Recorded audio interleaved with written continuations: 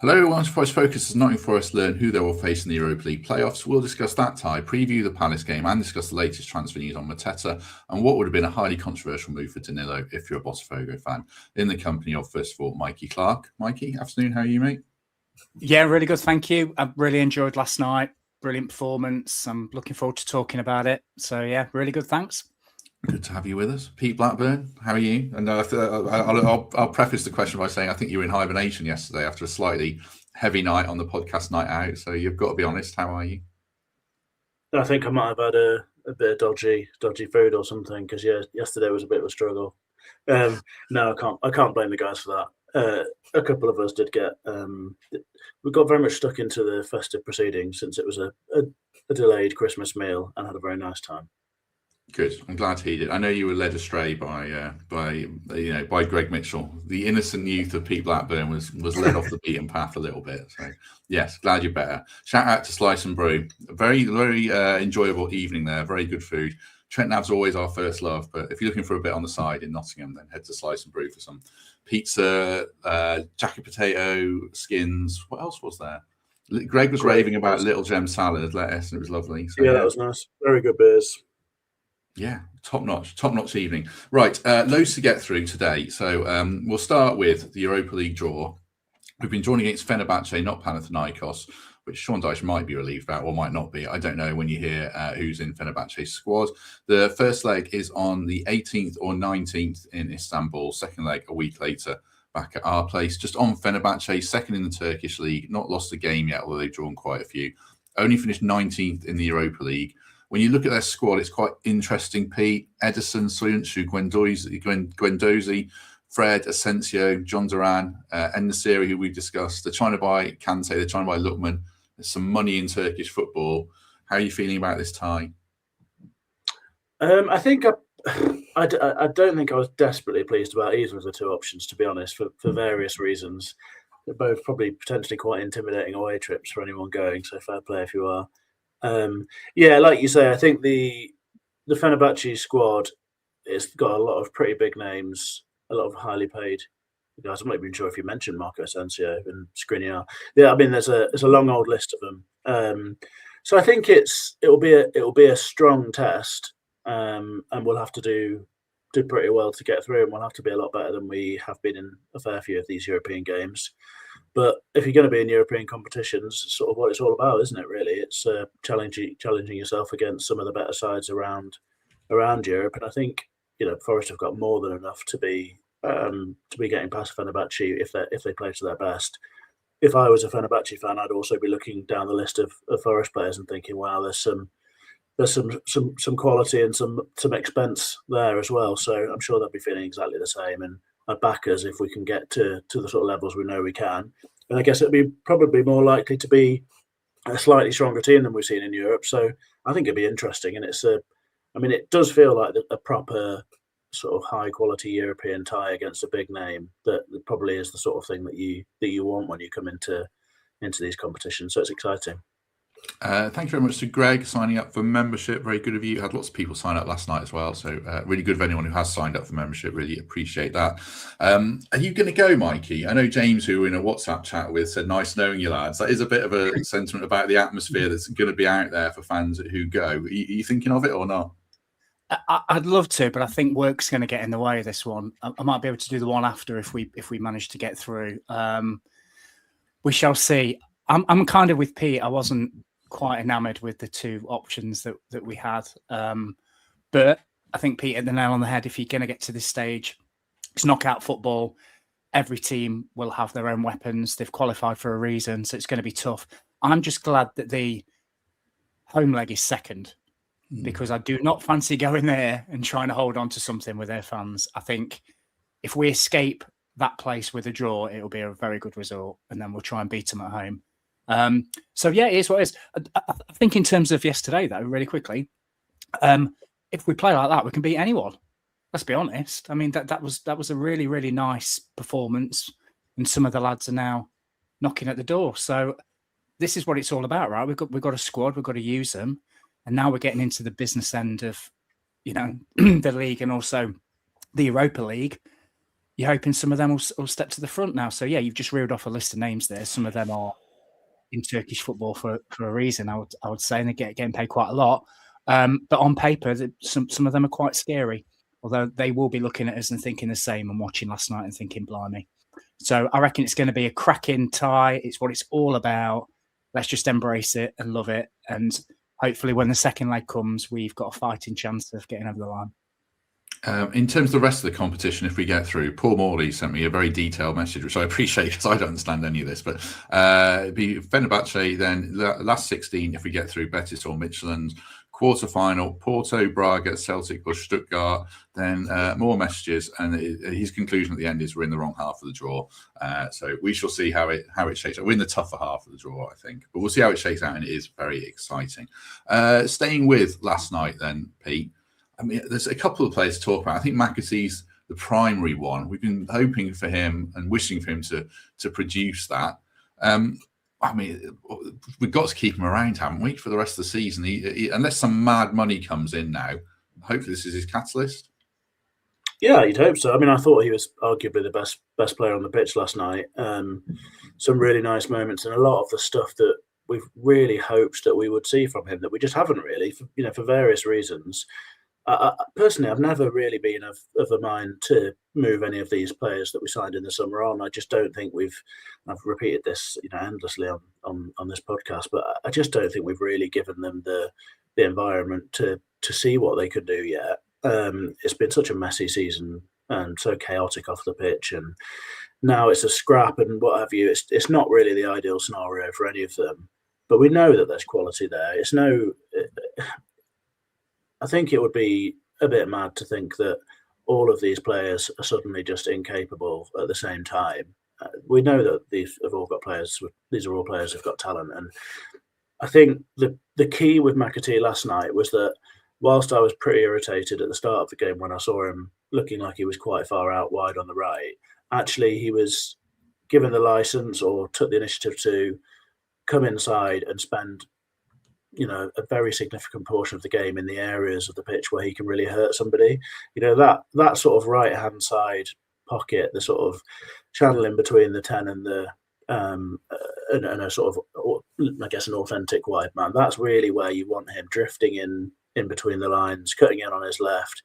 When it's so obvious that he's got a real eye for a pass, and it's not always come off in his little cameos, but we saw him delivering that last night. His clipped crosses into the box were pretty dangerous on several occasions as well. And he looked like someone who was really trying to have an impact on the game. And that's exactly what we need, isn't it? We need some of these squad players to show that they can cause problems for that first 11, because up till now, really 11 or 12 players have been pretty set in their positions. And if we can change that between now and the end of the season, then you'd like to think that means we're in a pretty good place. So yeah, I wouldn't be wanting to move any of them on. I think there's great potential there, and really to do well as a club, what we need to do is invest in these players and try and coax those sorts of performances out. So yeah, there was loads of positives last night. McAtee was one of them. I think it's worth saying that the opposition were absolutely dreadful, and not for the first time in the Europa League have we seen, a standard that I really didn't expect, to be honest. So it's a bit hard to take too many judgments from it, but the only thing that we can do is control our own side of things and show a reaction to last time out, because it was, patently not good enough. And last night we got that reaction from everyone, I think, not least Ryan Yates, who will have, he won't care about some of the comments he's had over the last week or whatever, but I do a bit, and I enjoyed him silencing a few doubters. Yes, I agree about the standard. That's what I was trying to say. I made a ham-fisted attempt at it last night with Chris about putting these teams to the sword when we're playing bad teams. And last night we really, really did it. We've had good nights against Porto and Betis, but when we played the lesser teams, we did it to Malmo to an extent, but we certainly did it last night. I'm just going to play this clip from last night's show with Sam, if people haven't seen it, talking about the tactics. And then I'll ask Mikey a question on the other side, because it relates to McAtee and how we use it. Yeah, I loved Forest setup tonight. I thought it was spot on from Sean Dyche, to be fair, from start to finish. They play a 3-5-2, so they were pressing with two. So we had Sangare a lot of the time coming in as a third centre half, dropping in. And then Yates would kind of take his place. And then you'd have McAtee and Dominguez. Neither of them were playing out wide. Dominguez wasn't playing as a natural 10 either. They were both kind of in those outside pockets. It was really good to see. And then you didn't really have, like you said, you didn't really have a natural right winger. Zach had all that running to do by himself, to be fair. That's one thing I'll touch on as well. I think sometimes Zach, the one flaw with the formation is you could tell they were trying to press Zach, I think, at times. And he didn't really have a pass to his outside. He had to often go long, which was quite tough for him. But and then you had Ndoye on the left. So I really liked the formation today. I think it enabled McAtee to really express himself. That's where he's best, I think, in that right-hand channel where he can cut in on his left foot. I think if you're not going to play McAtee, obviously ahead of Gibbs-White, I think there's still a spot for him, to be fair. If he carries on like that, I think there's still a spot for him in that kind of right inside channel. I played that clip for two reasons. One, firstly, because it's good to have someone who understands football to that degree, and we're lucky to have Sam, who's still in the game and at the start of his career, talking like that, because I wouldn't have spotted some of that stuff. The other reason, Mikey, I played it is we've sort of questioned. Firstly, we questioned McAtee, obviously, but there's lots of questions over Dyche, and I'm sure there still will be. If he can get a tune out of a player like McAtee by using him like he did last night, then it will go to a long way to answering some of his critics, I guess, or not. Yeah, no, totally. And I love that clip. And I enjoyed watching the show when I came back from the ground last night. Sam's great. He spots things that not many people spot. And I was a bit frustrated, a bit like Pete, when I saw him on the right to start off with. But when he did drift inside, he caused so much damage. And don't Palace play 3-5-2 as well? So I'm just wondering if that's 3-4-3, yeah. I'm just wondering if that's maybe another option. I don't know. We'll talk about that shortly, I'm sure. I think James, obviously, that's the best McAtee has played since he got here. I've not seen anything like that before. My only worry is just the physicality element. But when he gets on the ball and when he's showing those touches and some of the flicks and the aggressive running off the ball I saw as well, right near me where I sit, he was sprinting up and down. He was trying to give an option to the player on the ball. So it wasn't just his work with the ball, it was off the ball as well, which I know the manager and his team like to see a lot of that stuff when we don't have possession. I was just really pleased with what I saw. I do think the opposition were poor, absolutely, but you can only beat what's put in front of you. And I'm loving the comments today, really positive. There's a lot of, you can tell we've won a few games, which is great. But it's all about options, isn't it? So the next game we have is Crystal Palace. We know how they're going to play. If it's 0-0 with 30 minutes to go, a couple of weeks ago, we probably wouldn't change it.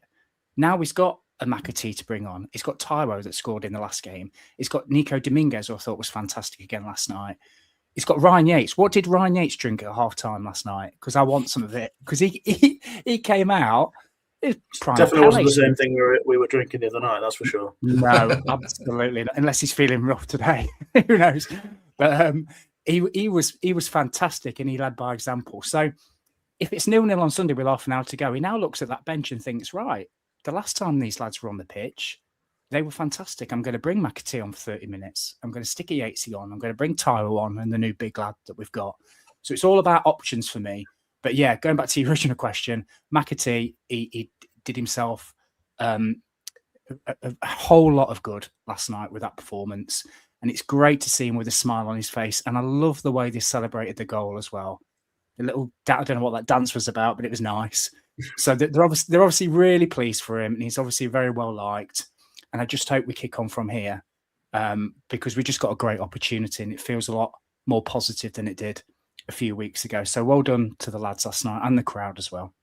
I think he did the baby celebration, didn't he? There's some prolific players in our squad. The amount of time you see that baby celebration, it's fair play to him. That's his spare time. Yeah.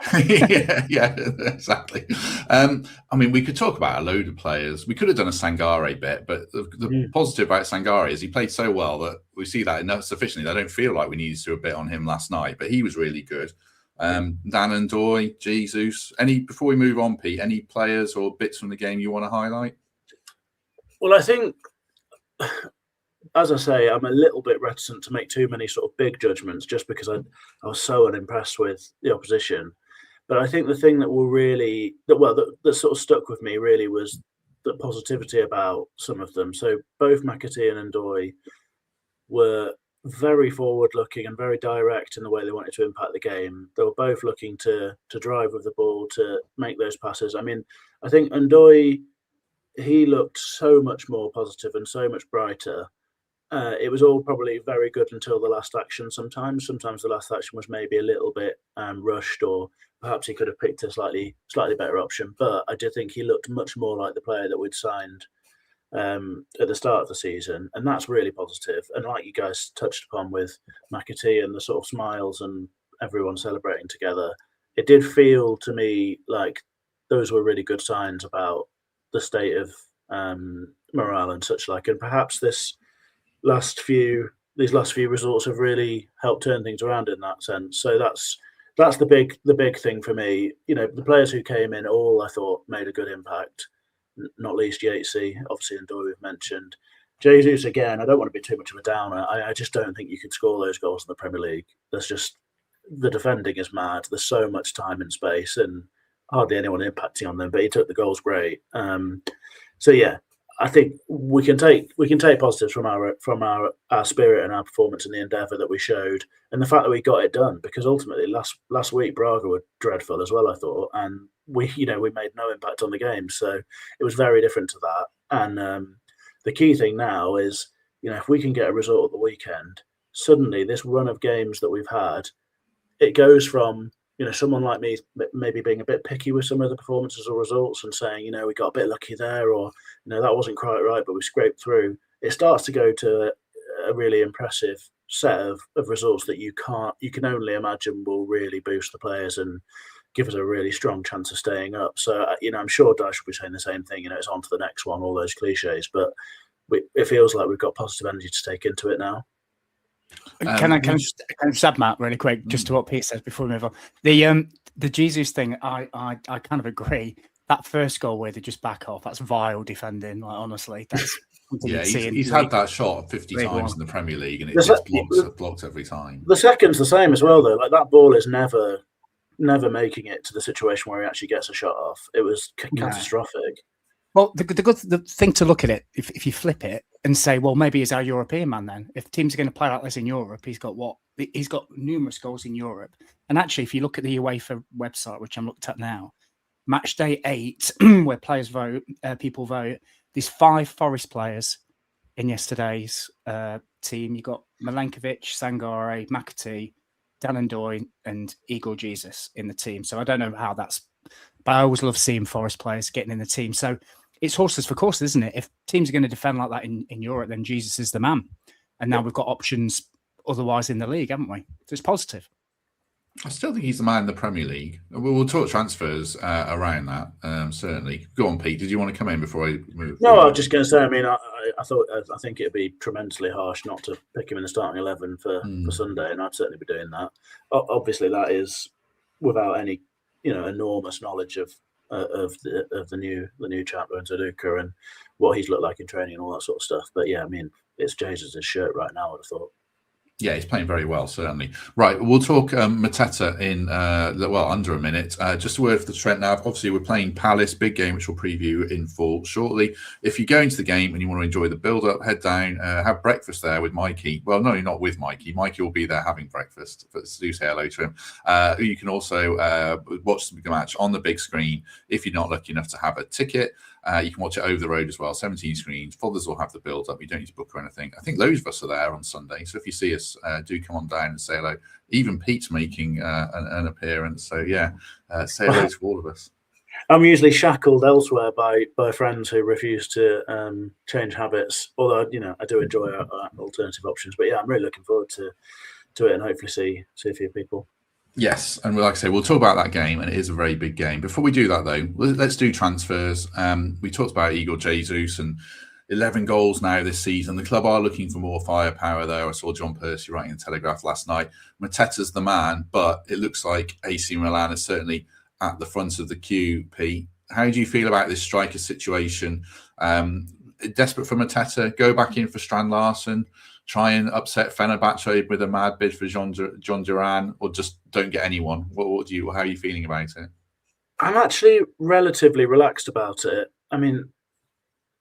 There are players out there that, the ones we're linked to, certainly the 3 that you've just mentioned, I think would all improve our team. But I would be very uncomfortable with us doing anything panicky and, slapping another 10 million quid on any offers just to get one over the line now. if they've done the Luca deal, you have to presume that they've done it with the hope that he can make an impact and the belief that he can make an impact. So that's already one added. Jesus is probably in better form now than he has been at any other point and deserves football. I don't think him suddenly becoming third choice is necessarily ideal or fair, although, if you get better players, then so be it. But I'm pretty relaxed about it. I think we really should have enough goal contributions from around the pitch to see us home okay. And that does mean other people stepping up. We always need to see a bit more from Gibbs White and probably a bit more consistency from Hudson-Odoi and some of the other players coming in. But I just, I wouldn't want to add an air of desperation to our business in that area. And to be honest, I sort of wonder if defensive reinforcements might be actually higher up the priority list right now anyway, especially if Savona's now injured. I think a left-footed fullback would be, a real priority for me. It'd be great. Look, if Mateta ended up coming to Forest, and I've never really been confident that he would, to be honest, for lots of reasons, not least because they're not going to be desperate to do any business with us whatsoever. If he does, he instantly makes our team better. I don't think there's any doubt about that. He is a better striker than Igor Jesus, I think, and will have more of an impact for us. So clearly that would be a positive thing. But I wouldn't be chasing anything desperately at this point. Thanks very much to Mark Taylor for signing up for membership. Really appreciate that. Yeah, I did have in my notes about we look very light at fullback. I see Fabrizio Romano tweeted today that the Zinchenko to Ajax move is going to happen. I'd almost forgot he was still our player. So I suppose, do you trust Zach Abbott? I don't know. He did well yesterday, but very well. But as Pete says, not sure about the quality of opposition. Picking that up, Mikey, and combining it with strikers, then what business are you hoping we'll do, and how much business are you hoping we'll do? Because I feel like it could go either way between now and Monday. Yeah, loads. Let's go mad again, like we always do. No, I do think we need another striker. I'm going to elaborate as to why in a second, but I think the key position for me is those fullback areas. So as much as I love seeing Zach Abbott play, he's actually a centre-back. People kind of forget that. We just shoehorn him in at right-back. If Savona's out for any particular time, you're just basically relying on Williams and Aina. And that's really risky when we're in the position that we're in now. So I think we've been after a left-footed left-back, a long-term one since like Nicky Shorey. So I'm not holding my hopes up that we'll actually fill that position. In terms of Zinchenko, I thought he was on the plane last week. So how slow is this plane that's actually got to It's almost like these tweets that transfer journalists send aren't always accurate, mate, Mikey. Yeah, it makes you wonder, doesn't it? But anyway, if he lands there, great. Let's hope the bus to the ground is a bit quicker than the plane. But yeah, I think in terms of the fullbacks, because you don't want to see Morata out there, do you? You don't want to see Morata playing left back. You don't want to see somebody shoehorned in. So I think a fullback is absolute priority. And I probably wouldn't touch the midfield. Not that I just think we've got enough options there, and we have wingers as well. But for me, there is a striker, so I wouldn't be surprised if Taiwo moved on, if I'm honest. And then you've got a guy that we've not seen play. He could be brilliant, or he might not be. And then you've just got Igor Jesus, and he's got 2 Premier League goals this season. And I know we've struggled, and he's going to be the main man in Europe.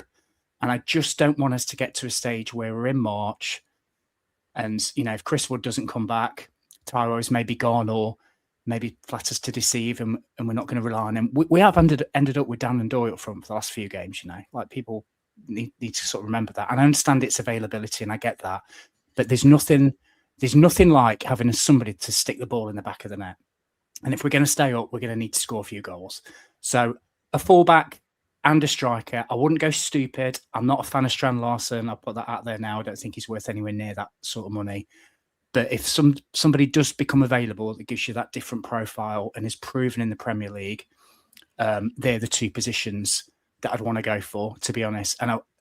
But literally just 2. I don't want us to see it as sign like 5 people. No, I don't sure what I mean. Fullback and a striker. That's it. Mark, thank you. We'll come back to your comment. I know Pete wants to talk about that, about your lad's hat. So, yeah, appreciate that. sort of picking up on that, Pete, we are looking elsewhere in midfield by the look of it. Fratese's name is still hanging around. Ayari at Brighton, we discussed last night, lots of talk of a £20 million bid for him being rejected. I do think we need a fullback. Striker's interesting where there's recency bias around it because we have struggled for goals. Would it just be a fullback for you then, or do you like this idea of signing a midfielder? Maybe it's with a succession plan in mind for Elliot Anderson. I don't know. Yeah, I think. I mean, we've often not necessarily been critical, but we've often talked about the sort of the most successful models being that you have those players sort of in house ready to step up when one of your big guns goes. And you know, as much as I don't want to sort of talk it into becoming reality, it feels hard to imagine Elliot Anderson being here for an awful lot longer. So I can certainly see. I see sense in both Fratesi and Ayari. Actually, I mean, Ayari, I'm actually really, really hot on. I think he can do loads of the stuff that Elliot Anderson can do, and he maybe wouldn't necessarily get those comparisons all the time because he's quite slight and he's not the most imposing sort of physical figure, but actually he pretty much comes up really well for, you know, all aspects of the game. I think you could call him a pretty complete midfielder in the same way that I think you could say that about Elliot Anderson. Ayari is probably more of a goal threat actually, but he's got really good passing range. He's very busy, and despite me, as I say, he's not necessarily the biggest figure. He does win a lot of ball actually. He recovers a lot. He's a lot of tackles, high volume stuff, and I think he'd be great. The only downside with that is I think it's pie in the sky, to be honest. 20 million quid for a central midfielder that is a good age and that is starting most games for Brighton doesn't add up to me. And from what I've heard, I don't think that's a goer right now. Fratesi, I think what he would add to us is a proper goal threat from midfield, and that's something that we don't actually have an awful lot of and haven't had for some time really. Somebody who can be a proper box crusher and make a real impact in terms of shots and goals. So I like both of them, to be honest, for different reasons. I don't think they need to happen in January. We have got enough cover in the area, I think. But both of those are players who would add a lot to us, and certainly in the sort of medium term could make a lot of sense.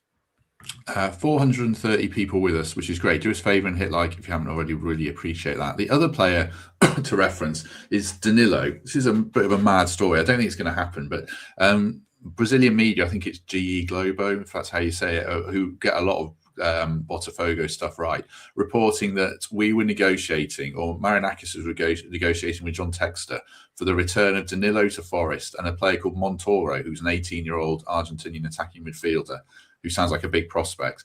And the report says it would have been a deal for 34 million euros, but since Botafogo still owe us a ton of money for Danilo, they'd only get 14 million euros, which I don't know what the exchange rate is, 10 million quid or something. So Botafogo fans reportedly absolutely mad about it. Some kind of legal procedures blocked it. Textor's denied it, and there's no accusation of Marinakis doing anything wrong. It's just a very strange deal. Mikey, I would love to have Danilo back in principle. I saw a goal he scored last night. He looks lean, he looks fit, box crashing, lovely finish, player of the match. From a football point of view, if it were to happen, which I think is unlikely, but we'll just touch on it because it's a mad story. Would you love to have Danilo back, or is that ship sailed? I would. I was gutted he went, to be honest with you. You know, a lot of people said he wasn't the same player after his injury. Well, you know, I'm kind of not surprised, and you look at the level he's playing at now. However, he was such a great character, very well liked. I was told around the place, like really well liked. I'm not a great fan of players coming back to the club that they've left. However, he's still probably got his house here. He's at the right age. He's not coming back like a Marlon Harewood or a Jermaine Jenas or whatever, you know, for a one last hurrah. You know, he's not even peaked as a footballer yet. So I'd be really up for that. I just find it very strange. You know, 1 minute is in Nottingham, 1 minute is in Brazil, then he's back to Nottingham, then he's back to Brazil. So I bet his feet haven't touched the floor. It's a really strange one. I thought it was a joke when I read it, but obviously there might be something in it. Danilo rocked up back at Forest. I'd be delighted. I think he's a lovely footballer, and I think he can give us quite a lot. He's very comfortable in the deep position. He seems like he's took his game on to the next level. Love his new haircut. So yeah, I'm all for it. if it happens, yeah, absolutely. And he could settle in straight away, couldn't he? Because he knows the place. Yeah, I don't think it will happen. I do think he's the kind of midfielder we need more than Douglas Luiz, who we've discussed at length, have been a class player, but that kind of energetic, box crashing, can do a bit of everything midfielder. I think he's exactly the kind of profile we need. Him or Fratesi sounds like that as well. I think they'd be great additions. Mikey makes a good point though. If he were to come back, the poor lad's head would be spinning. It's a very strange process. I'd feel for him a little bit, but he'd be a very welcome addition, I think. What do you reckon? I think there's a fair few footballers who've been involved with Nottingham Forest over recent years who have been sort of moved around the world in a very odd way. So, yeah, I'm not mad keen on all of that stuff. But Danilo, I mean, I just kind of describe him as a bit of a cult hero, but I mean that makes him sound like he's not a brilliant player. I think he's a very talented player. I'd welcome him back very, very happily. I think he's suffered in the past a little bit from people, no one really being entirely sure what he is as a midfielder. You know, we like to pigeonhole people at the moment, and I think you'd have some criticisms of sort of his awareness and his strength and such, like playing in that deep role, certainly on his own. In a 2, I think probably fine. I've always felt like he'd be a really good 8 because that sort of box crashing side of his game is where he contributes goals. I think he can make a real impact. And last night, the goals he scored, both of them were very much that vein of late runs into the box, albeit again, not to be the downer again, but my word, the defending is nuts. I mean, he's got so much room to do what he wishes, really. But yeah, he contributes a lot. I think he's athletic enough to make it work in the Premier League. You know, he does carry that bit of pace, so he can be an outlet for you. I think he can pass through the lines really nicely. Maybe there's just a little bit, in his head where he maybe just can't. Not always the most focused and disciplined to be in that deeper role. But I do think he's got a lot to offer, and I'd really welcome him back. Not least because I think it's really nice to have footballers that you have a relationship with. You know, that's sort of part of the enjoyment of the whole thing for me is that you build those sorts of bonds, and I feel like we've got them with him. And he's just he's a lovely player to watch, and also a lovely sort of bloke to have around. I think from what I've seen. So yeah, I'd be really keen for it. I can't agree with Mikey about the hair. It's clearly I'm in no position to be making sweeping judgments about people's haircuts, but my word, is it like a blonde ponytail or is it a mohawk? It's hard to tell on the highlights. Mohawk, isn't it? I think. I don't know if it was like a sort of mohawk, top knot dye. He's gone for everything. It's quite something anyway. I'd recommend anyone has a look on YouTube at the highlights of last night's game if you want to see a pretty striking do.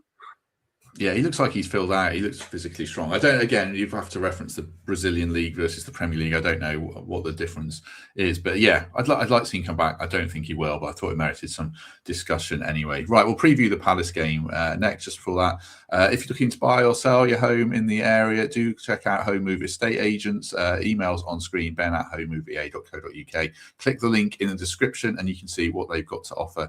And they are 5-star rated on Google. So they are the people for you if you're looking to buy or sell in the Notts area. Right, Palace, Mikey. I mean, we're 35 minutes in almost, but it's a massive game, really. If we can win it, level on points with them, they're in free fall. We have struggled against teams who are, in bad circumstances and sit in. So it's going to be a very tough game. How are you feeling about it? Yeah, it's going to be tough, no doubt. But, I'm always one for playing teams at the right, time. Palace are struggling at the moment, whereas we're on a bit of an upturn of results and last night performance. So it feels like a good time to play them. The manager's not particularly happy, is he? They've lost the captain in recent weeks. The star striker looks to be on the verge of a move out. Adam Wharton's banned. If you wanted like a tick list of, if you're going to play Crystal Palace, tell me the 5 things that you'd want to happen. Well, you want Forest to be on good form, the manager not being there, the striker not being there, the best midfielder not being there, and the captain being sold. Tick, tick, tick, tick, tick. So it feels like a great opportunity for us to carry on from what we started last night and what we've started in the last couple of league games and try and get the victory. And what kind of really enthuses me as well is just what I saw last night from the team, and I appreciate who they were playing, but they looked like they were trying things, and they looked that yard quicker, and they just looked brighter as well. So I'm envisaging a tight game for the first 45, 60 minutes. And then just imagine if our bench options actually do get us to win a game. Think how great we're going to feel after that, because that's what it's all about. We're building towards this point where we have 18 or 20 players we can trust. And, Pete referenced it before. We've not necessarily had that this season. And I might be going over the top just after one game. But if we do beat Palace, and then you look at who we've got for the next couple after that, we could be one of the form teams of the league, which is mad. It just feels like a good time to play them. I think the crowd are going to be up for it. Palace are going through some horrible times at the moment. So God knows what their team's going to look like. And it could be a good day. However, on the flip side, we've said this before, haven't we? Like Everton, teams like that. But it just feels a bit different to me now. And I'm really genuinely looking forward to it. There's only a few times this season where I've thought I'm really looking forward to going to watch Forest. I don't know what that says about the season or me, but I can honestly say that Sunday is one of the times where I'm just excited. I think it could be a good one. So yeah, I'm really positive. As Jackie and Paul say in the chat, we do have a really good record against them. Jackie and Paul, is that the Beautiful South? Is that the singing combination? It is, yeah. Yeah, I thought it was. Yeah, we've got a really good record against them going back to the start of the Premier League. Tell you what, it has been happy hour on this podcast today, hasn't it? Yeah, we go. How are you feeling about it, Pete? We've been in these situations before. Big opportunity, we come up short. But Mikey makes a good point. People have optimism. If we can win, it can snowball into actual momentum that takes us to safety. There's always the flip side of that. If we lose, if you don't really want to think about it, it would have consequences. How are you feeling about it? Pretty good, actually. I think what I quite like about the game, and hopefully this all plays out, is that I suspect we'll be going into it with actually a bit less of the sort of heavy pressure of the West Ham game, because I don't see West Ham, Spurs, or who's the other team I'm thinking of? Leeds. I don't see any of them getting wins, I don't think, this weekend. Obviously, and I could well be wrong, but I don't fancy any of them to pick up big points. So, sorry, I was just distracted by Dan Skate there. I saw I knew you would be. So I hope that we'll be going into the game with a decent cushion, between us and West Ham, and with it all sort of feeling more like opportunity rather than pressure. It's a chance to drag Palace right down to our level and right in the thick of it. And given the state of things there, the fallings out of various levels, the movement of squad players, it's not the happiest place right now. Not to mention they're missing, convincingly their best player in Adam Wharton, and the player who, in many ways, I fear the most, because he's the one who can dictate games, and really he's a sort of creative fulcrum of the team as well. Even though he's quite a sort of a deep line playmaker type, he's pretty much at the heart of everything that they do. So no him makes a big difference, I think. I guess potentially no Mateta. I don't know what our Palace correspondents had to say about that, but it feels sort of relatively unlikely that they would want to risk injury to him. So I don't know. I'm not even sure if would it be Uche coming into play instead of him, perhaps? Yeah. So I spoke to Matt. It's out tomorrow, the opposition preview. It's quite interesting. He thinks Uche will play. The thing about a lot of their threat is, like Brennan, Sarr, good athletes running behind. I don't think we're going to do that. So it's going to be two teams that probably sit back and don't massively want the ball. So yeah, it's going to be an interesting battle. Yeah. Sorry, Pete. Carry on. No. Yeah. So I guess what I'm left, maybe I'm probably jumping ahead to a team selection here, but what I'm sort of left with is thinking if we can keep that right-hand side of the pitch, quiet in Munoz and Sarr, then really I think it's an opportunity for us to go and, do what Sean Dyche talked about last night, really. He said after the game about wanting the players to, without arrogance, but wanting them to go out and sort of put down a bit of a marker as the team that looked to dominate the game and looked to make an impression on it. And I think really the circumstances are there for us to try and do that again. Maybe a touch of the pressure off, I guess, if we've still got that big cushion. It makes it all a bit less of a sort of chaotic and desperate maelstrom, I guess, in the moment. And also, like I say, we've got a bit of momentum about us right now. Easy for you to say. And they've really not. I think they're winless in 11, lost 4 of the last 5, including to Macclesfield. So it shouldn't be too hard to sort of puncture that balloon a bit further. And it's just an opportunity. I think I constantly use that phrase when you choose whether it's a sort of pressurised moment or an opportunity. But I just think it really is that for us. It feels like a lot could turn on a good result here. I'm looking forward to it. I actually feel sort of relatively confident. Sean Dyche is a ridiculously streaky manager, and I'm sort of hoping that we're right in the thick of one of those hot streaks right now. And if that could continue for a couple of games, that could potentially be pretty season-defining stuff. The other thing I should say tactically is they could play Jeremy Pinot to try and unlock a game if it's tight and things like that. So, I'll be interested to see how they line up. Just before we go to team selection, Pete referenced the other fixtures there. This is another thing that really emphasises the word opportunity to me. I mean, West Ham go to Chelsea, so you would hope that would go our way. Who else? Spurs are at home to Man City. Spurs do have a really good record against City. So those are the two. And then Leeds are at home to Arsenal. So there's 3 games there that you would hope on a good day for us could be a big swing. This is the pain of being a football fan, though. So most of the time, you get a couple of shot results. Our game might not go the way we hope.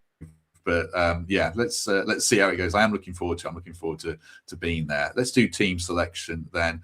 We'll start with Pete's, because me and Mikey have gone a different way.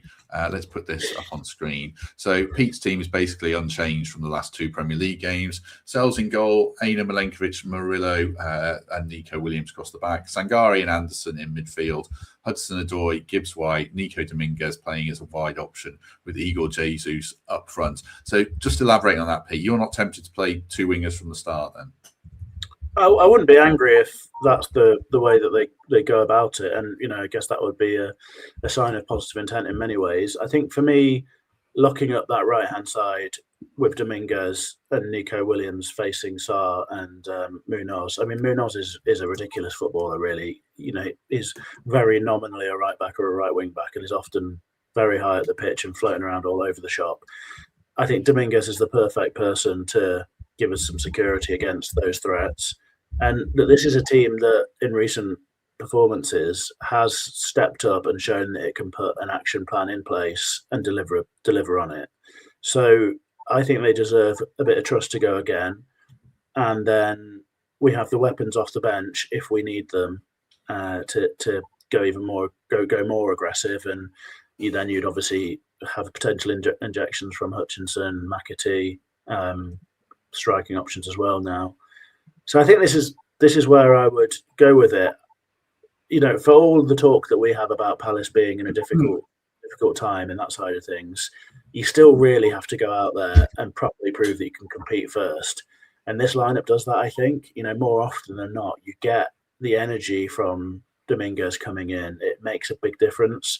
I think we just look better with him on the pitch generally, and I'm sort of inclined to find a way of him being in the team if we can. He's an attacking option as much as he is a defensive option, and I've talked about him helping out with their sort of dual threats on that side, but also he's someone who will press high, who will win the ball in good areas, like we saw Yatesy doing last night, and that gives us a platform to then go and attack. And I sort of see the potential arguments for 2 wingers. I do like the idea of the wingers trying to push back the wing backs and also getting at the wide centre halves, but I just think this team has earned the right to be going again, and it makes plenty of sense to me. So that's where I'd be going with it. Sky Sports News, Mikey just flagged this to me. Sky Sports News saying Mateta won't be in the squad for Palace, which is good news. Although Fabrizio Romano says he's going to AC Milan, which if you really wanted to come to Forest is less good news. But I always felt it was the kind of deal that would only happen if literally no one else came in for him that was in Champions League or a top European club. So I'm not devastated, to be honest, that he's not coming. We'll see who we get. Transfer deadline day, the plan is to do 5 p.m. to 9 p.m. still, so it's going to be, hopefully there's going to be lots to talk about. Right, Mikey's team. I don't know what my team is exactly. It does have 2 wingers, but I'll come back to that. Mikey's team, Sells in goal, same back 4, same midfield 2, but then Hutchinson and Hudson-Odoi as wide options, Gibbs-White in behind Igor Jesus. Talk us through your thinking, Mikey. Yeah, my gut feel is that Pete's team will be the one he goes for. However, I would make this slight change and start Hutchinson on the right. I think we build as we mean to go on. I think Amari's had a couple of games off now, or been a bench option, hasn't he? And he's gone with Dominguez on the wing and Callum. A couple of games out's probably done him a bit of good. He obviously didn't feature yesterday, so he's going to be rearing to go, full of energy. And I think if we start the game well, as we did last night, it could carry us through to a really good result. I'd just like to see us be on that front foot a little bit. And I think from what we're talking about now, I'm not sure Palace are in the right sort of headspace potentially. You know, and we're saying, and Simon says in the comments as well, it does look as if Mateta's not going to be involved as well. So what's their game plan going to be? Well, it's probably going to be sit back and hit on the break with Saar and Brennan Johnson. So let's take that step forward, like literally take that step forward. So let's play that extra winger. And what we've got now, as I mentioned earlier on, is serious options from the bench. So you could bring a Dominguez on if they're getting Joy down the wing to tighten it up. You could go to that 2 and behind one with a McAtee. You could get Palais on, or Ryan Yates, as he's also known, get him in the midfield as well to shut the game down. So we've got options there. I just think this is a slightly more attacking selection from myself. However, like I said, I think he probably will go with Pete's, but I just want us to see us go at them from minute one. And I think Hutchinson's well rested and he's ready to do that. And Ndoye and Jesus, yeah, absolutely. He's on fire, isn't he? So let's get the wingers in there to service him and get that early goal. I think it will be Pete's team that starts. I do kind of want us to play a second winger. The bench is obviously key. We haven't even mentioned Lorenzo Luca, who I'm sure will probably get some minutes on, especially if we're chasing. If we do start with 2 wingers, I think there's actually a really good debate about who those 2 wingers are. I think Callum Hudson-Odoi will definitely be one. I feel like there's a real case for Dan Ndoye. I'm really hoping this is a spark for him. He can do a bit more defensively for me than Hutchinson. If we did play an extra winger, who are those 2 wingers for you? Yeah, I'd be really tempted to play Dan Ndoye over Hutchinson, and I don't want to make it sound like I'm negative about Hutchinson. I'm not at all. He's been able to have a really positive impact in an attacking sense, but I do think that right now where we are is that we have to show that we can compete in every game to get anywhere. Really, it's going to be a case of battling and scrapping to get ourselves a foothold in the game, and then you're sort of going to earn the right to play a little bit, and that side of it. I know it's like sort of cliche o'clock right now, but I think given where we are and just how fragile things could be in terms of mentality and such I think we have to start from the point that we just don't want to be losing these games. And I'm not saying play for a draw at all. I think the team that I've selected is a team that can comfortably go and win the game. But with Hutchinson, what you do get is you get regular moments where he loses focus, or there's a mistake with decision making, or his positioning's not great in terms of the other side of the game, out of possession. And that's a problem for us because, as it is, we do already give up too many moments where the opposition get in good positions. I mean, even last night, against a side that we've all agreed are pretty poor, there was 2 or 3 genuinely quite, anxious moments. And I worry a bit that Hutchinson gives too many opportunities to the opposition in these games where we're just really desperate to pick up points. So I'd be starting it from that side of things. And if you did go 2 wingers, I mean, Dan Ndoye does more of that stuff for me. But yeah, I mean that's where I'm at with it. I think Hutchinson off the bench is an enormous tool for us. I suppose the thing with Hutchinson is a bit like Dan Ndoye's come back looking refreshed. Does Hutchinson come back looking refreshed? I think his mind looked a bit frazzled by the time I can't remember what the game was. Was it Villa or something where he gave a goal away effectively, and he looks a bit shot to me. So he might benefit. We were very suddenly very reliant on him, and I think that's a lot to ask of a young guy who wasn't even getting in the team for the majority of the season at that point, and suddenly it was sort of like, if he's in the team, he's our spark, and if he doesn't do anything, then we're not going to open games up. It was a really difficult moment. I sort of felt from a bit. I think that pressure may have told a little bit, and it's a lot to ask him to do all those things, and also then be sort of a crucial part of our out of possession setup and making sure he's doing a job on somebody and all that sort of stuff. So, yeah, I don't hold it against him at all. I just think this season, as a sort of step in his career, being a really good impact sub a lot of the time is no slight on him, and it's no negative thing. It's a really useful option for us. Yeah, shame that Bakwa is so far. He's not even in our thinking. I wish he got another 20 minutes yesterday because he could have had his McAtee moment to show up. We talked about the subs last night. I was a bit disappointed in them on a good night. Just Mikey wrapping this up. Paul asks, should team selection or could team selection be influenced if because we're playing last, I think, if West Ham and Leeds get beat, do we change it? I wouldn't. I would just go with our tactics, whatever they are. But what would you think about that? Yeah, it's a good question. I don't think we're necessarily at that stage yet, though. If it was 6 games to go and it was fundamentally changing our approach, whereas if one of them wins, then we have to win, then maybe. But I just think we just go along as we're doing at the moment because it's working, right? We've won the last couple. We played really well last night. Palace are on a downer. Those teams have got teams where you can never predict football, but you'd like to think that they might struggle to get something against them. So I just think you have to plan regardless and just say this is a team we're going out regardless of the results. I don't necessarily think we're at that stage yet. Just going back to Dan and Ndoye though, really quickly. Daichi called him out on his press conference in a positive way, didn't he, last night? It was said, Dan and Ndoye did really, really well, which made me think... Super sharp, he said, yeah. Yeah, super sharp. However, he did play 90 minutes. So I don't know that there's arguments either way, but again, it goes back to my point that I make for the third time. This is good. This is good, right? That we have options. Like I want to see Daichi do 3, 4, 5 subs and not 1 or 2 like he has been doing, because I think some of these players are now starting to show what they're about. So hopefully, we'll have far more on our bench than Crystal Palace will on Sunday. I don't think there's any doubt about that whatsoever. So we should be looking to try and win the game. And Pete makes a great point. Hutchinson has been fantastic off the bench. And if he has half an hour, he can come on and win it and be the hero. And same for Dan and Ndoye. So that's why I'm really optimistic about Sunday. I think it's the perfect time to have this fixture.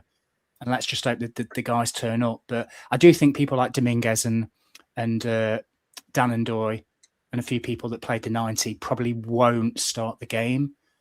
But you just never know with Daichi. But I think after we've tried that before, played the same 2 teams 3 days in a row, it just doesn't work, does it? So I think you'll see a very familiar team start the game on Sunday without doubt, and then change it as dependent on game state. I think Dominguez could play a game every day, I reckon, and still be fine. He's crazy. So. His energy levels are insane, aren't they? He was sprinting up and down.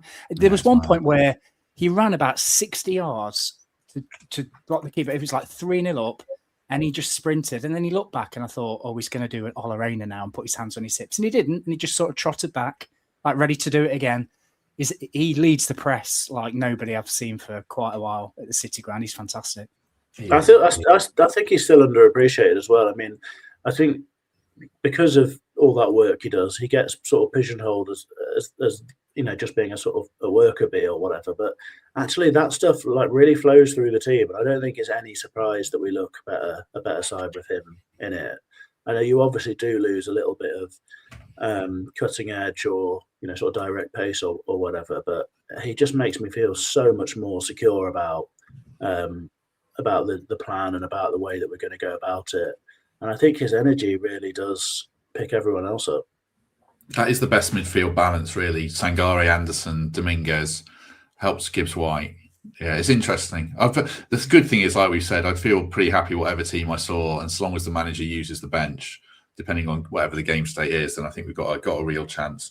Right. Please play back. If we're 4-0 up or 3-0 up, please let Bakwa play some football in a positive environment when we're doing well. I can't. That's the only thing that takes me off. I bet he won't make the bench. No, that's true.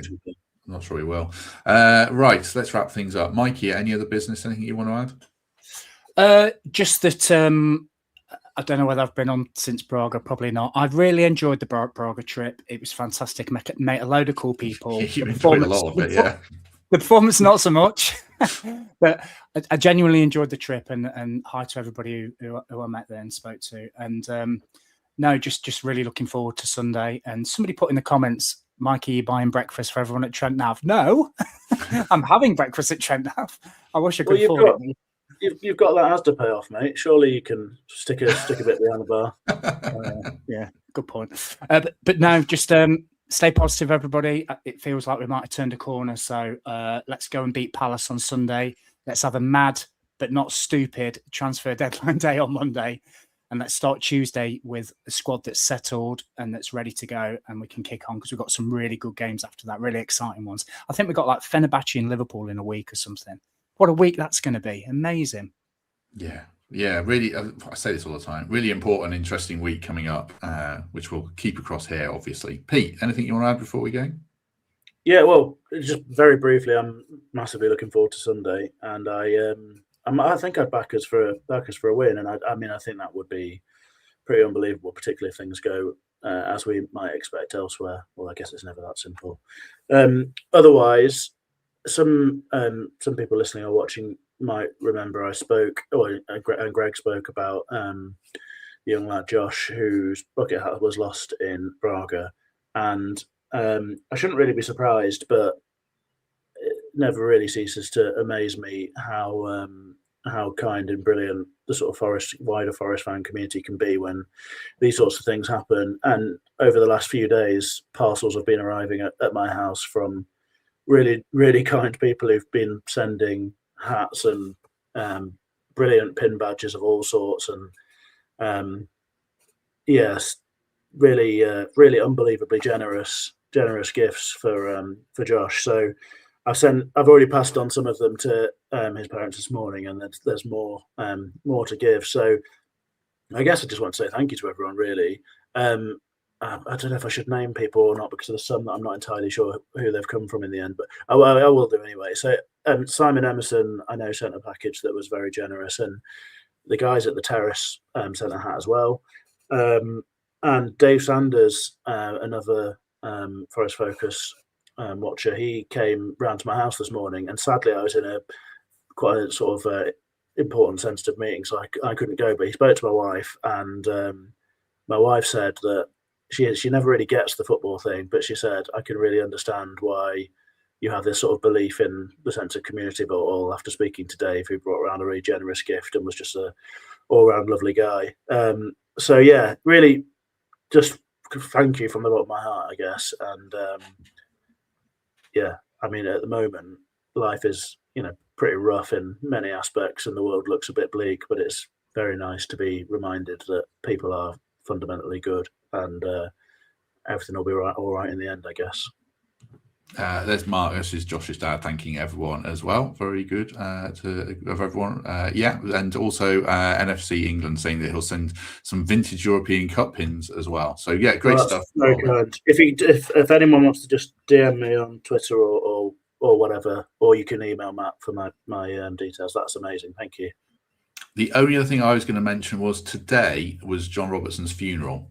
So I'm sure, I know Gary was there and loads of people would have been there, but obviously well worth mentioning for all the contributions he made to Forest and football.